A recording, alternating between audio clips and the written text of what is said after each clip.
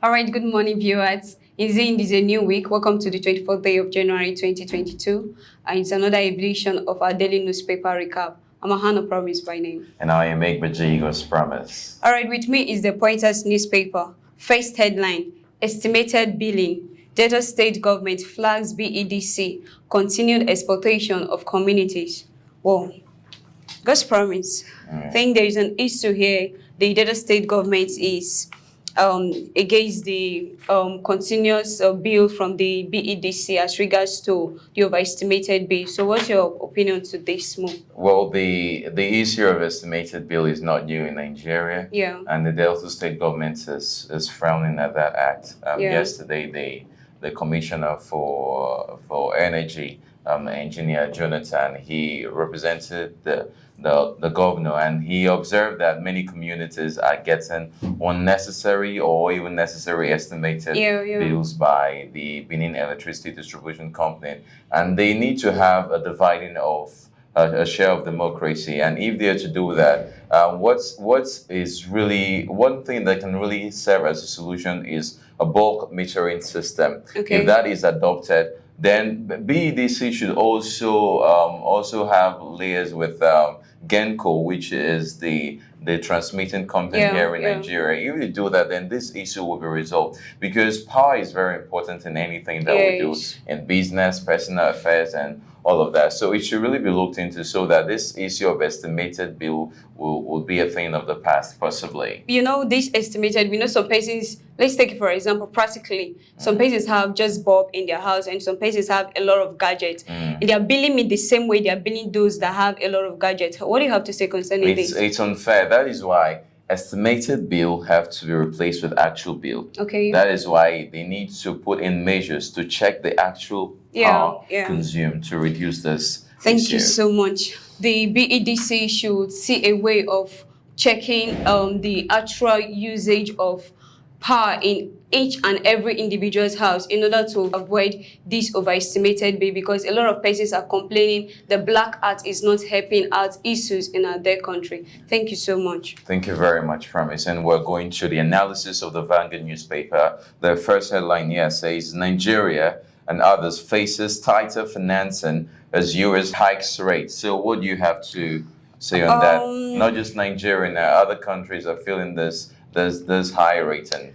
You know, Nigeria economy, especially the financial sector, is faced with the risk of increased capital outflow in this year, 2022. And due to this inflation and increment in the US fund bank, we are tending to face a lot of challenge in this year. So they're also saying that it will lead to other countries pulling out their market and their fund from Nigeria. Even other emerging markets of the world, they will tend to pull out their fund from the US bank fund, and this will not help issue. Looking at Nigeria financial sector and looking at other markets in economic sector of the world, it will not help issue. So I think something should be done concerning this importation of capital, because this year we really need a lot of capital outflows. So something should be done, especially. Thank you very much. We're looking towards economic stability. We're looking towards that, and to ensure that the hike rates have to be taken very serious, keen interest, so that we will not end up falling at the end of this year. Let's something positive come out of it. Yeah. All right, thank you. Going straight to the next headline on Pointers. It says, ahead of 2023 polls, Okowa seek prayer from Urobo Christian ministers. Whoa. God's promise. I think the sitting governor, Governor Ifeanyi Okowa of Delta State, still hitting on this fact that it's only God, and now he'll seek opinions from Urobo community ministers to pray towards the 2023 election. What's your opinion to this, his idea of God? Well, it's interesting to see how political bodies can actually look into religion as being the bedrock of their success. Everything, yes.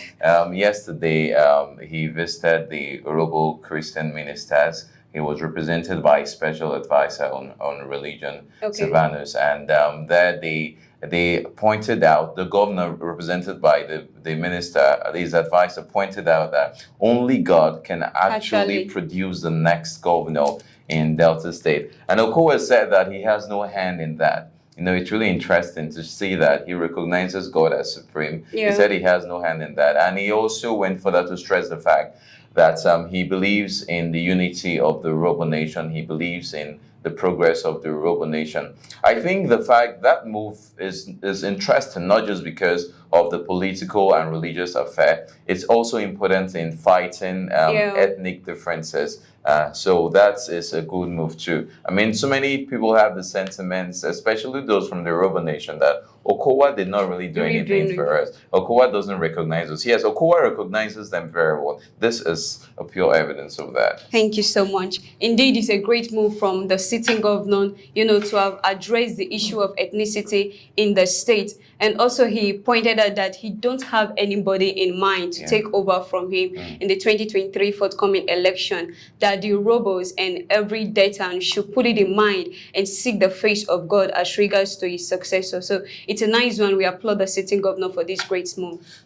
Thank you very much, Promise. And something very interesting here. Nigerians' 10.5 million out-of-school children population tends to be the highest worldwide, according to UNICEF. How painful and interesting at the same time that is. Promise, what is your take on this, considering Nigeria's 10.5 million out-of-school children being at the top chart in UNICEF? And what UNICEF is saying is they are pleading to federal government to increase the Nigeria annual domestic education expenditure to 50%. With this will help to comb a lot of menace that is actually happening, giving them a solid education in order to translate them to a prospective future, which these students and children really desire. So if government should adhere to what the UNICEF is saying by increasing the annual education expenditure by 50%, it will help them. Thank you very much. This is a national educational pandemic that really needs to be taken care of. I mean, this record is not a good one. We have so many public schools out there. We have so many programs in place by the government to check the free and accessible education, quality education here in Nigeria. But we still wonder why we will get to the top chart in terms of school dropouts in UNICEF chart. It's really heartbreaking. All right, straight to the next point headline. It says African Cup of Nations. Whoa. Super Eagles crash out as Burkina Faso reached last 8. Oh, sincerely, this is something that is really, really painful to me personally. Haven't come this far. Being crashed out by the Eagles of Tunisia is something that is really, really not okay. What do you have to say concerning the performance of the Super Eagles last night's match, and what's your encouragement to them at this point? Well, let me start by first commending their efforts so far. I mean, they made us proud. Yes. I commend them. They got us to this point. And, football is a game, and the game is unpredictable. Football is one of the most unpredictable games. Why we have so many hopes high, even up until yesterday, from the government, private individuals, and so many external outside the nation personalities. We want to believe that we are getting better every day. For me, I felt like the first half of the game was not really as I expected. They didn't really put that pressure that I was expecting. And the mistake that I feel that the coach made was the fact that he brought one of the best players towards the end of the game. Yeah. You see the impact Sadiq made, especially towards the last minutes of the game. I felt if he was there at first, something better would have been. And even what was his name again? Alex Iwobi, who was just kicked out of the game just less than 2 minutes into the game. It's really sad. But we want to believe that every day we get better. So I want to commend the Super Eagles. They did very well. There is always room for improvement. Thank you so much. Against the many expectations we had on the Super Eagles, they came out like this. Anyways, it's still an applaud to them coming this far. It's really not easy. We appreciate Coach Augustine Eguavon for his wonderful efforts bringing the Super Eagles this far. Yeah. And we want to also chip this in. They should not back out. Keep trying, because next African Cup of Nations is still around the corner. So they should put their effort and mark their mistake in order to win the next match. Yeah. All right, still ahead of the 2023 election, Obasanjo's rebuffs of PDP, signs of imminent failures. What's your take on this? You know, Obasanjo is the founding member of the ruling All Progressive Congress. And in his statement, he said he wondered why the PDP leaders have refused to understand that Nigerians were suspicious and no longer interested in this culture of let's us share the money. You know, they will say PDP, share the money. And Nigerians is no longer interested in this wing. In his statement, he also said that him refusing this request is as a sign that he's no longer part of them. Is no longer part of those that attitude of sharing the money. I remember what INEC said, that they are going to monitor the money spent during the campaign in the 2023 election. Even the individuals' accounts. Yeah. So I think Obasanjo have a point in this. Him refusing the appointments, I think he has a point, and the government should look into this and kind of see a way of controlling the expenditure in this 2023 campaign. Thank you very much. We want to believe that the election will be a very productive one. I mean, as all individuals, political aspirants are putting their hands on deck just to make sure that they get there. I mean, it's a game that everyone is playing. We want to believe the game is played towards the right direction. All right. Repose as principal flogs teacher in data. God's promise. I don't know how I'm going to put this right now, because I'm really not happy with this headline. A principal of a school flogging his teachers, not students now, his teachers. What's your opinion to this act? I describe that as an abuse of power and against professional ethics as far as the teaching profession is concerned. Reports reached us that a school in Ughelli North, Ejekota Secondary School, the principal being Mrs. Bukata, actually flogged her teachers. Take note, she did not flog her students. She flogged her teachers. She flogged a chemistry teacher. She flogged a commerce teacher, and even the commerce teacher was admitted. The report even shows that one of the male teachers, whom she was supposed to flog, actually pleaded with her. I mean, what is happening in our schools? What is happening in our schools? We're complaining on one hand of the case of bullying by students. Now it seems teachers are now and preschool head administrators are now bullying their teachers. This issue is becoming so serious, and attention needs to be paid to it, because if not, it will get out of hand. When she was even called upon, she refused to speak with newsmen. She said she's reporting to the state and not reporting to anybody. So, I mean, what sort of attitude is that? Let things be done the right way in our school system, because if we continue to, look at this issue casually, Nigeria will get to a point where our image in terms of international recognition will be zero and nothing to talk about. So this woman should let this case be looked into, and if she's guilty, let her face automatic retirement. So are you trying to say that she does not have any reason whatsoever to flog her teachers? She has no rights. It's not justifiable in terms of the code of conduct. Yes, and the teaching profession. And the reason why she did that has not been disclosed? No, it has not been disclosed. But regardless of it, so many Nigerians would agree, majority would agree, that she has no right to flog her teachers. I mean, those are professional teachers. This is the problem we're having. If this thing continues in the teaching profession, that is why a lot of people will say, oh, the teaching profession is not actually a profession, because it is not treated as a profession. If the school principal can flog the teachers, I mean, students are looking at her, students are watching, because even some students in the school admitted to it. So what are we talking about? So sincerely, this is not good news. And if you look at it, it's against the professional ethic as a teacher. My question now to Nigerian is, if a school principal can actually flog her teachers, what sort of role model is she to others out there? What mark is she placing for us to follow? I'll leave that for you to answer because this is really not it. Well, thank you very much, Promise, for that. Now we're still going back to the Vanguard. Massive shakeup in correctional service. 170 officers has been redeployed. Promise you take on this. If you look at it, the General Haliru Nababa has effected the massive shake-up of the Nigeria Collection Service with 5 directorate heads as well as 147 senior and 23 junior staff.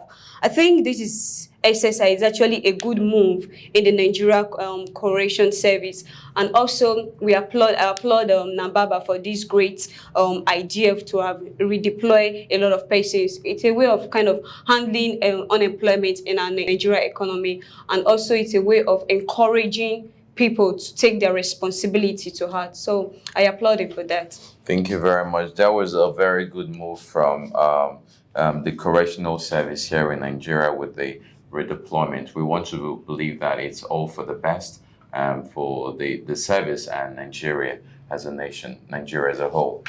All right, with this, we've come to the end of the first segment of our daily newspaper recap. We'll take a short break and we'll be with you shortly.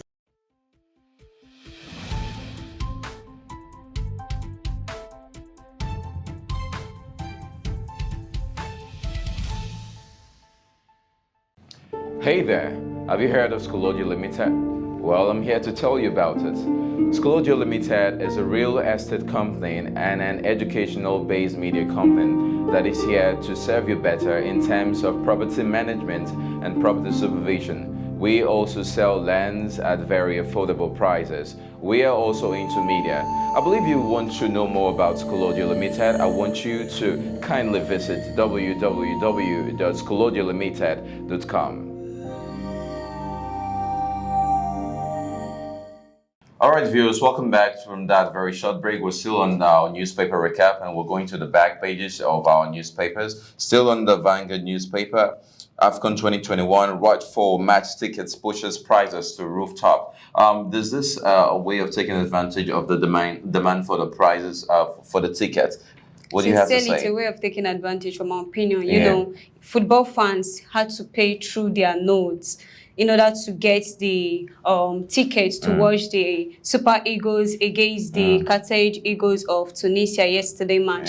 And sincerely, it's not okay by me. You know, how will you have inflated the price of the ticket to some huge amount of money? Because from what was brought to paper, that the least amount for ticket was 3,000 naira. There are some that are 15,000, there are some that are 30,000 just to watch a single match. So it's actually not okay for me. The organizer should see a way of reducing this in order to help other football lovers to get this ticket and watch their match freely. Thank you very much. So we want to, the ticket needs to be available at a price that is affordable for football fans and supporters so they can get the feel of it right there in the stadium.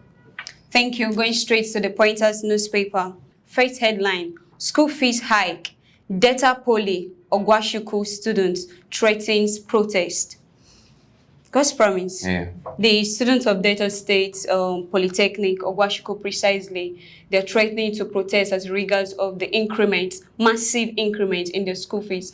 What's your opinion to this move? There is a conflict of interest there. There is a conflict of interest. The school management and also the student union government of the school. I mean, the school management considered so many factors that could actually have necessitated the need to the increment of the school fees. Then the student body, on the other hand, is not ready to go for it. Based on what we saw, we see that for those undertaking the OND program from Delta State are to pay 75,000 naira. Those that are non-Deltas and they are to pay 99,180 naira. Then those running the HND program are to pay 80,500, and those that are not Deltans that are running the HND program are to pay 99,180 naira. So this increment is quite alarming to the students, and that is why they created WhatsApp group chats that they were using to reach. They used to reach as a medium to reach each other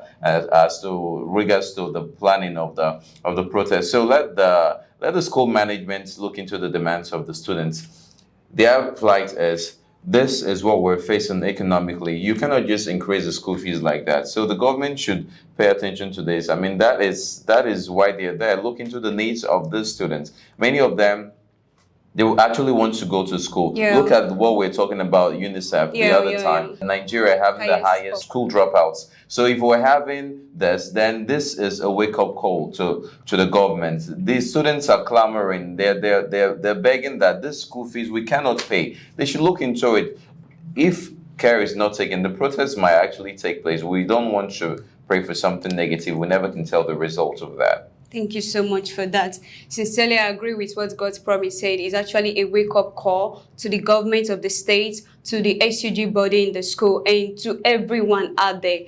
They should see a way of reducing the school fees increment, as many students are fending for themselves. A lot of students are doing 1 or 2 jobs in order to pay their school fees. Yeah. Once school fees is increased, it will tell on them and it will not be good. So we are appealing to the government, we are appealing to the school management to see a way of amending this. Thank you so much. Thank you very much, Promise, for that. And Abuja Stadium to host Super Eagles World Cup playoff versus Ghana. Do we have what it takes to host this? The Abuja Stadium from the Confederation of African Football, they've actually done an inspection on the stadium, and it's expected that the stadium will soon get its green light in order to host international matches. Okay. They've done the necessary survey, they've done a whole lot of things and set the stadium on the road to take off international matches from, let's say, from the World Cup that is coming forward to play off. So I think they've already done the necessary things and everything are put in place and the stadium is ready. If you look at it, they actually refused and ruled out the Balogun Stadium in Lagos and the Godwin Akpabio Stadium in Oyo in order to give those stadiums for the Super Eagles as a training ground towards the forthcoming World Cup. So they are prepared and they're also preparing the Eagles. They've given them enough, a kind of a playground to prepare themselves for the forthcoming match. So they have all it takes. Thank you very much. This is a massive support for the Super Eagles ahead of upcoming football matches. All right, still on the Pointers newspaper. Next headline, COVID-19. Men more likely to develop erectile dysfunction, says the urologist. God's promise. There's news that without vaccination, men are attempting to have erectile dysfunction. Are you supporting this, and what's your encouragement to men out there? Well, health specialists have been consulted. Yeah. Dr. Igbokwe, you mentioned earlier on, is a health consultant, and he said that why COVID-19 is associated with just the breathing and also the also oxygen saturation. Yeah. He said that recent studies have found out that COVID-19 actually affects the male reproductive organ. Yes. And he said that according to research, it can even lead to swollen testes and other reproductive related issues. So this is something that he said, and he encouraged people, men especially, to get vaccinated if they do not want to experience all of this. So it's now moving from just the respiratory organs in the body to also the reproductive organs in men. So he also said we should not forget the fact that COVID-19 leads to kidney failure and also infertility. Why there are so many conspiracies as to the vaccine, we want to trust the government that this vaccine is actually, it has been checked and is deemed fit for consumption. So let us take it and let's see how we can avoid all of these new research, so we will not be the make stories in the headline tomorrow. Sincerely, thank you so much. We also want to appeal to individuals out there. Remember what it says, health is wealth. So we have to go for proper medical checkup in order to treat ourselves and avoid so many organ dysfunction. We talked about the respiratory dysfunction. We are talking about the reproductive dysfunction. So we all should put our hands on deck in order to address this menace. All right, with this, we've come to the end of today's segment of our daily newspaper recap. Just before we draw the curtain, I'll leave it words on Mambo as usual. It says, anyone can make history. but it takes a great man to write it. I'll take that again. Anybody, anyone can make history, but it takes a great man to write it. That is coming from Oscar Wilde. With this, we've come to the end of today. I remain my humble self, Promise Ahano. And I am Egbeji, God's Promise. Please do not forget to follow us across our social media pages, and don't forget to subscribe and like our YouTube channel, SPB TV Africa. Thank you for watching.